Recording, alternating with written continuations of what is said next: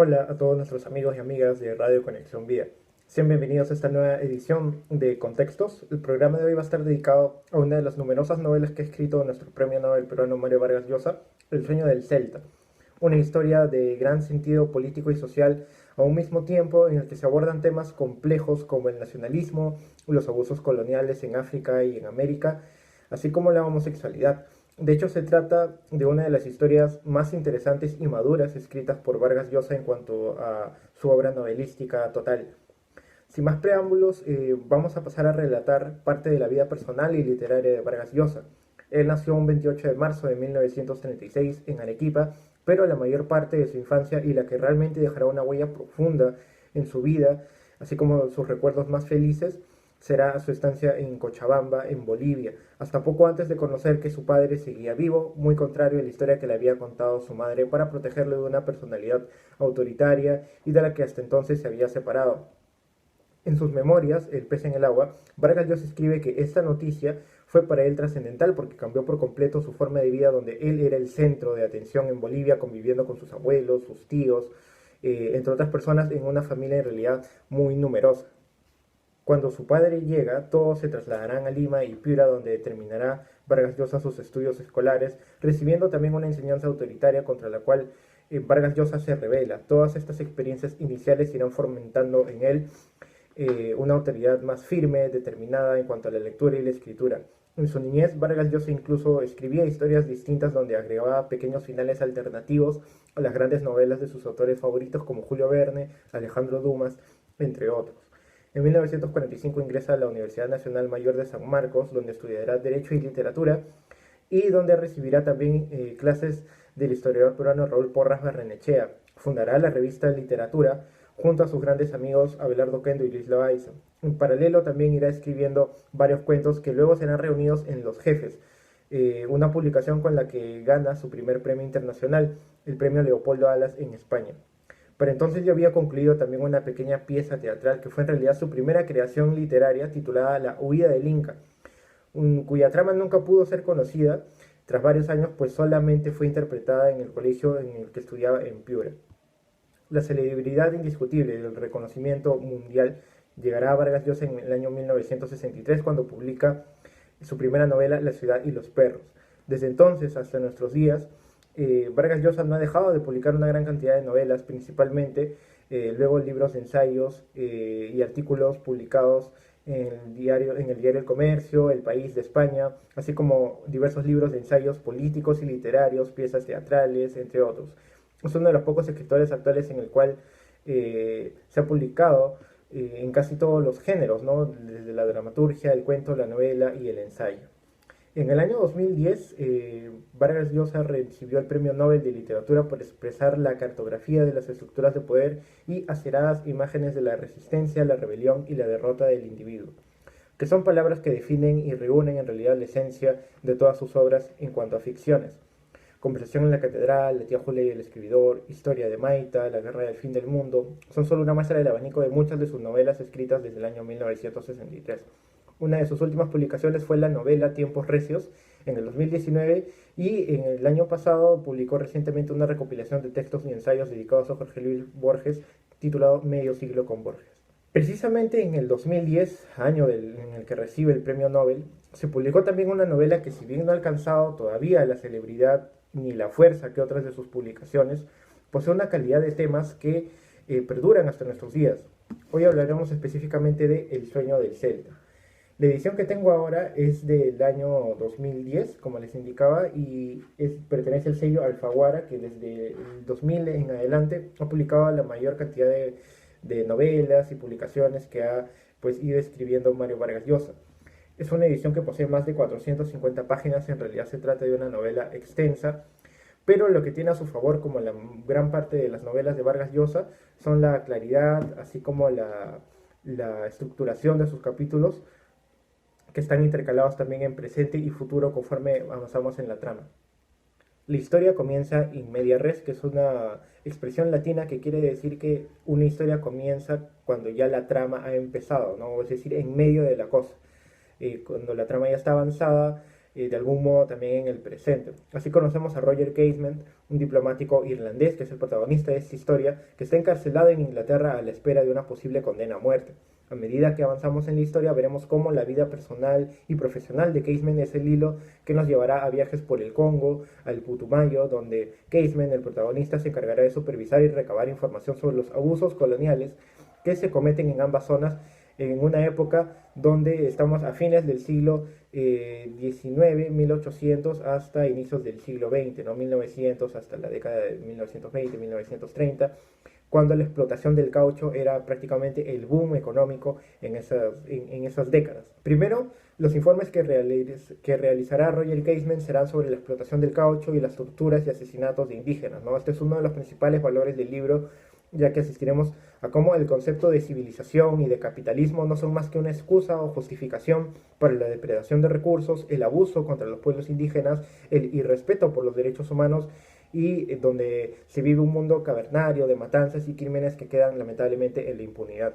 De hecho, el personaje de Roger Casement existió realmente y publicó en el Blue Book o Libro Azul varios de los exterminios y abusos que se cometieron también en la Amazonía peruana. Por esta labor le fue otorgado el título de Sir por la corona británica. El desencanto, la decepción y un cuestionamiento permanente sobre el bien y el mal, sobre las actitudes y acciones humanas serán constantes en la novela a través del personaje de Roger Casement.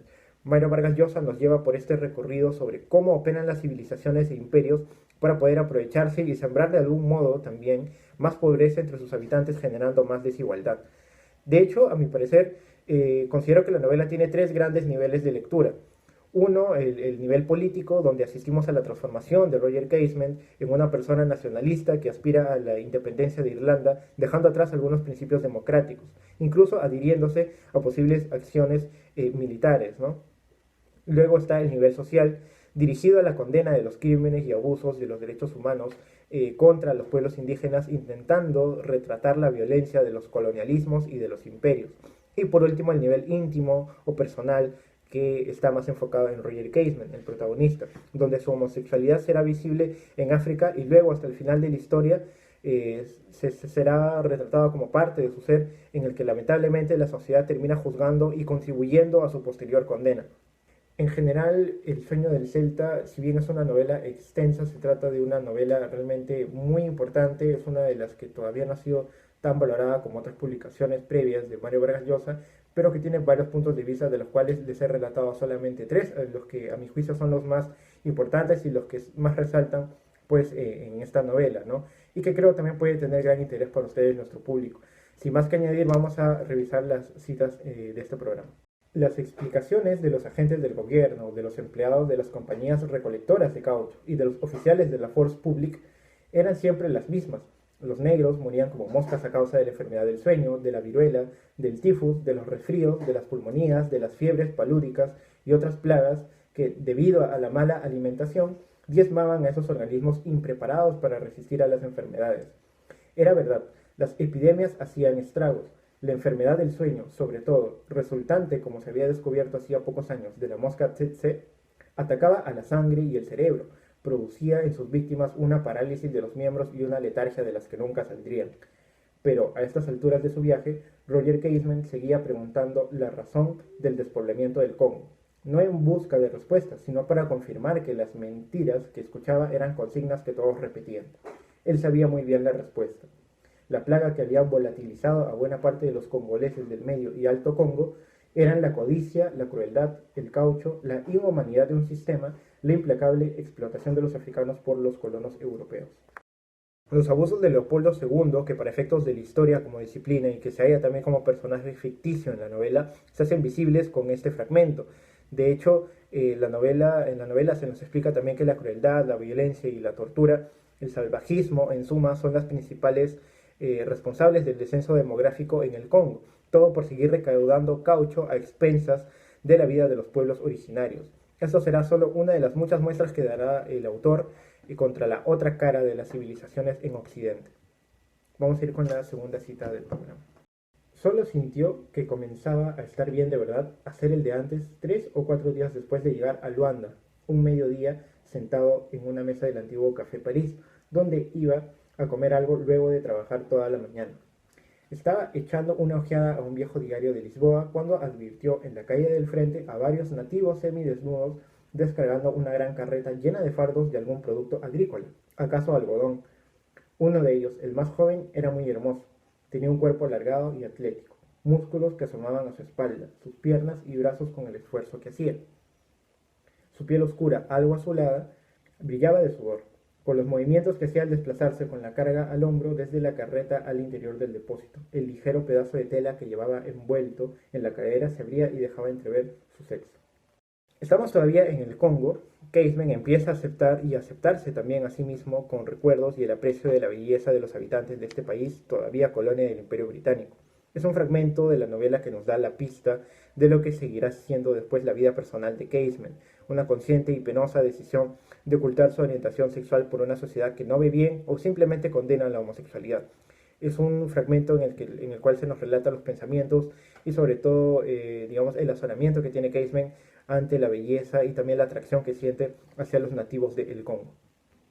Vamos a ir a la tercera cita del programa. Esta noche, en su desvelo, después de 10 días en Iquitos entrevistando a gente de toda condición, de anotar decenas de opiniones recogidas aquí y allá de autoridades, jueces, militares, dueños de restaurantes, pescadores, proxenetas, vagos, prostitutas y meseros de burdeles y bares, Roger Casement se dijo que la inmensa mayoría de los blancos y mestizos de Iquitos, peruanos y extranjeros, pensaba como Víctor Israel. Para ellos los indígenas amazónicos no eran, propiamente hablando, seres humanos, sino una forma inferior y despreciable de la existencia, más cerca de los animales que de los civilizados. Por eso era legítimo explotarlos, azotarlos, secuestrarlos, llevárselos a las caucherías o, si se resistían, matarlos como un perro que contrae la rabia. Era una visión tan generalizada del indígena que, como decía el padre Ricardo Urrutia, nadie se asombraba de que los domésticos de Iquitos fueran niñas y niños robados y vendidos a las familias loretanas por el equivalente de 1 o 2 libras esterlinas. La angustia lo obligó a abrir la boca y respirar hondo hasta que llegara el aire a los pulmones. Si sin salir de la ciudad había visto y sabido estas cosas, ¿qué no vería en el Putumayo? Aquí el narrador nos describe nuevamente los pensamientos de Roger Casement sobre las injusticias y atropellos que se cometen contra la Amazonía, incluso hasta el punto de llegar al sadismo y lo salvaje contra los Matsigengas en Iquitos, también un pueblo originario de esta localidad. Gran parte también de la población indígena de esta zona, así como en el Congo, también se vio reducida drásticamente por el método de las correrías, donde los capataces y trabajadores de la Casa Arana, empresa explotadora del caucho, buscaba y espantaba a los indígenas haciéndolos correr literalmente para luego captar a unos cuantos y haciéndolos trabajar de manera forzada. Es en la Amazonía, en el abandono casi perpetuo del Estado, donde se verán en la novela episodios crudos donde se asesina hasta por gusto. Y es uno de los mensajes que también nos revela la novela sobre el abandono en que se tiene esta zona del país, o en que se tuvo esta zona del país. Vamos a ir con la última cita del programa. Los 3 días que pasó en Washington, D.C. fueron de vértigo. Sesiones diarias de trabajo con funcionarios del Departamento de Estado y una larga entrevista personal con el ministro de Relaciones Exteriores. El tercer día fue recibido en la Casa Blanca por el presidente Taft, acompañado por varios asesores y el secretario de Estado. Un instante antes de comenzar su exposición sobre el Putumayo, Roger tuvo una alucinación. No estaba allí como representante diplomático de la corona británica, sino como enviado especial de la recién constituida República de Irlanda. Había sido enviado por su gobierno provisional para defender las razones que habían llevado a la inmensa mayoría de los irlandeses en acto plebiscitario a romper sus vínculos con Gran Bretaña y proclamar su independencia. La Nueva Irlanda quería mantener unas relaciones de amistad y cooperación con los Estados Unidos, con quienes compartía la adhesión a la democracia y donde vivía una vasta comunidad de origen irlandés. Aquí de vuelta vemos uno de los vistazos personales del protagonista que sueña con una Irlanda libre de todo yugo colonial. Irlanda, como se conoce, también formó parte del Imperio Británico. Y este será otro de los indicios que nos da la novela de la pasión cada vez más grande que siente hacia su país y su deseo de rebelarse incluso, y esto lo veremos posteriormente, en armas contra Inglaterra. Esta es una perspectiva más política, pero que está imbricada, interconectada con el resto de los temas de la novela. Lo vamos a ver también conforme avanzamos en la historia, conforme avanzamos en sus páginas, el gran interés que posee Roger Casement por aprender el gaélico, una lengua que precede prácticamente a la lengua actual irlandesa, ¿no? Que es uno de sus antecedentes más históricos. El sueño del Celta es una novela extensa, sí, pero de una calidad indiscutible por la complejidad del ser humano que nos muestra en Roger Casement, de alguien que pasa de las aventuras en África a defender los derechos de los pueblos indígenas en dos informes claves sobre los abusos y crímenes en el Congo y el Putumayo que tuvieron a inicios del siglo XX una repercusión internacional. El cambio, la condena y hasta la persecución y burla por el ser homosexual también es un tema clave en la novela porque prácticamente una serie de prejuicios, de ataques por ello será condenado o será el motivo por el que será juzgado luego Roger Casement. Estos distintos planos, junto con el político, hacen de esta historia una rica y variada modulación de caras que distinguen, o mejor dicho, moldean al ser humano. Si les interesa saber más de la historia y del libro, les recomiendo que la busquen y la compren, pues no se van a decepcionar bajo ningún motivo de esta historia, sobre todo por la innumerable cantidad de reflexiones que suscita sobre los pueblos indígenas, sobre el ser homosexual, incluso por las políticas inclusivas y sobre todo la condena de los abusos de las civilizaciones occidentales. Ahora, si desean saber más sobre Roger Casement, que en realidad fue un personaje que existió, pueden revisar también en páginas web sus informes sobre el Congo y sobre el Putumayo, sobre la explotación del caucho y los abusos contra los indígenas, titulado el Blue Book o el Libro Azul. Espero que el programa haya sido de su agrado. Nos reencontramos ya en la siguiente edición de Contextos. No olviden seguirnos en nuestras redes sociales de Radio Conexión Vida y en la página web www.radioconexionvida.pe. Tengan un buen fin de semana y conmigo será hasta la próxima.